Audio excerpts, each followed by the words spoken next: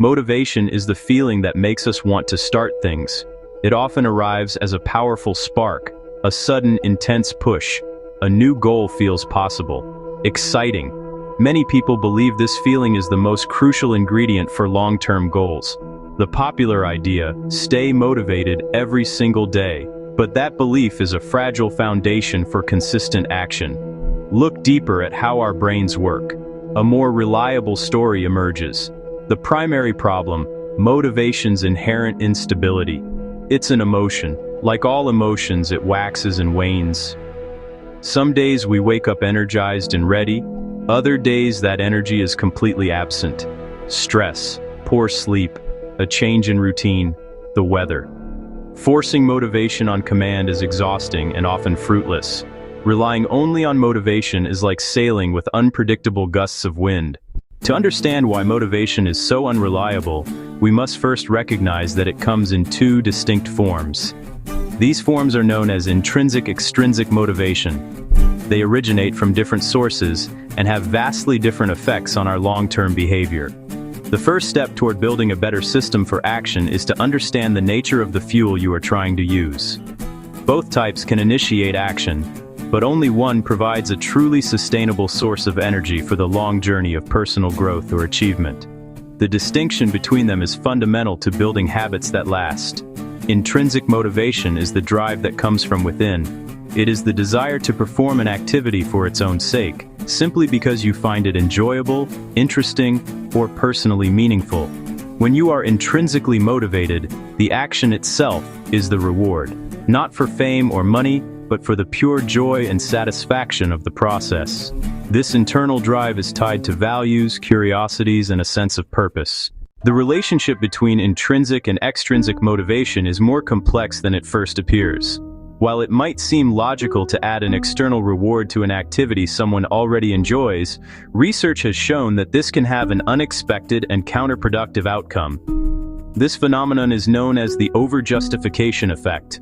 When an expected external incentive appears, it can decrease a person's intrinsic motivation to perform a task. The external reward hijacks the internal reason for doing the activity, changing how the person perceives their own actions.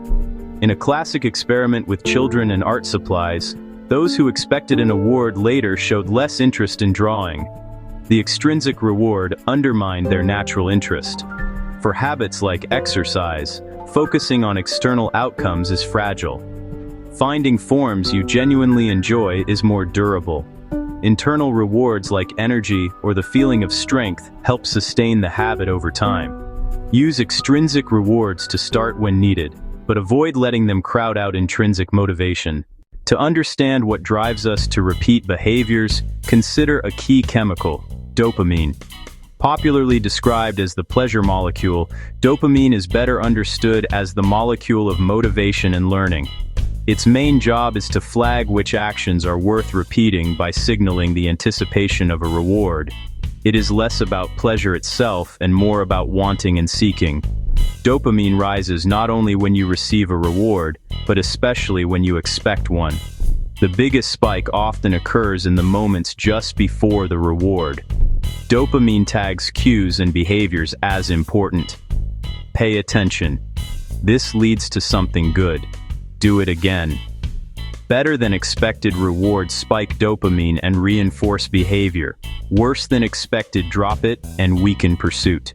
Novelty fuels anticipation at first, but fades as outcomes become predictable. As prediction improves, the teaching signal diminishes. Initial excitement wanes, which is why you cannot rely on it to sustain a habit.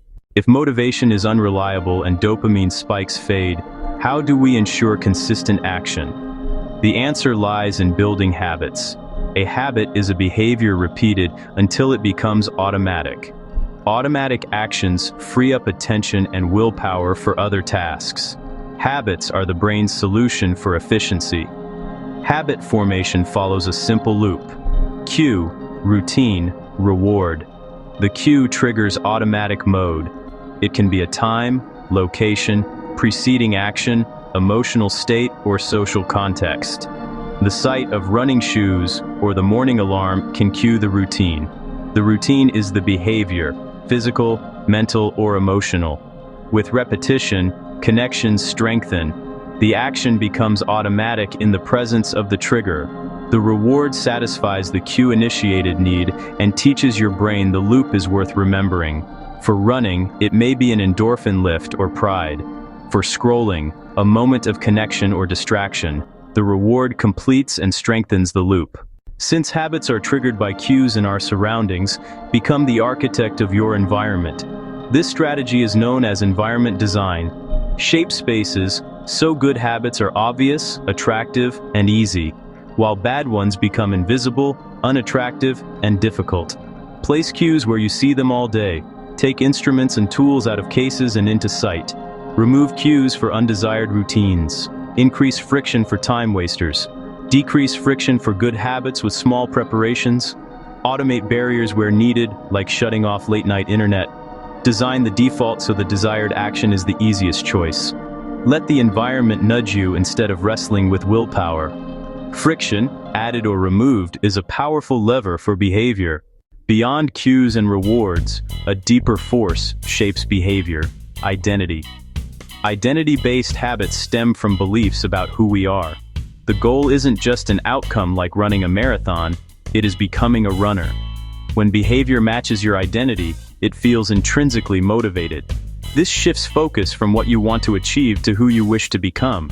Most people focus on outcomes. An identity-based approach flips this. Prove it with small, consistent actions. Every action is a vote for who you want to be. Each sentence votes, "I am a writer." A short walk votes, "I am a healthy person." Over time, evidence builds belief. Belief makes behavior feel natural. You act because it is who you are. Consistency becomes authentic. We have explored why motivation fades: habits, environment, and identity. 1. Make it small. 2. Design your space. 3. Track your action. 4. State your identity.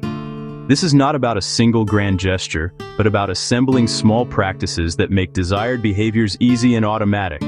Make actions small and specific. Apply environment design. Lay out cues and reduce friction. Preparation beats willpower. Track showing up, not outcomes, to build consistency. Tracking is a small reward and a visible record that protects your streak. State your identity as you act. I am the type of person who moves every day. Each action is a vote for your new identity. Intrinsic motivation grows as identity evidence stacks up.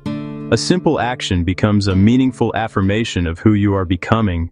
Motivation is a wonderful feeling when it arrives.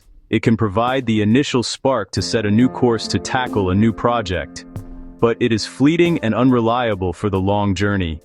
Chasing motivation is an exhausting game. The real path to consistent action is not feeling good every day. It's building a system that works on days you do not feel like it.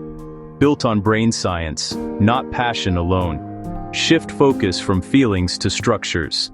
Automate actions with simple habits. Design environments where the desired behavior is the easiest choice. Connect behaviors to identity for intrinsic reasons to continue. Lasting change is a slow burn, the steady flame that provides light and warmth long after the spark. In short, build systems, not moods. Keep actions small, design your space, and let identity guide you. With practice, your spark becomes a steady flame. See you in the next one.